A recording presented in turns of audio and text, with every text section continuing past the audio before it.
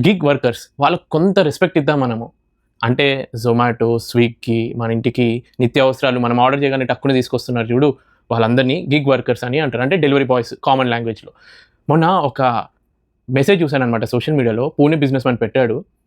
జొమాటోలో work చేసే ఒక delivery boy ఒకప్పుడు తను కన్‌స్ట్రక్షన్ కంపెనీలో మేనేజరల్ రోల్ కింద నెలకి 1,25,000 సంపాదించేది. ఒక కార్ యాక్సిడెంట్ వల్ల తన లెఫ్ట్ సైడ్ మొత్తం పారాలిసిస్ వచ్చేసరికి ఏం చేయలేని పరిస్థితిలో జొమాటో వాళ్ళు అతనికి ఒక ఉద్యోగం ఇచ్చిండ్రు డెలివరీ బాయ్‌గా.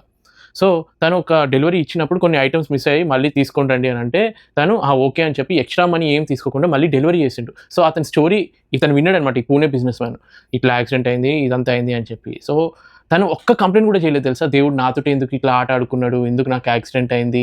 అని ఏం బ్లేమ్ చేయకుండా ఇప్పటికి దేవుడు నాతోటే ఉన్నాడు అన్న ఒక హోప్ తోటి అతన్ని ఇన్‌స్పైర్ చేసాడు. అతన్నే కాదు చదివిన ఎవ్వరికైనా ఒక గూస్ బంప్స్ వస్తాయి.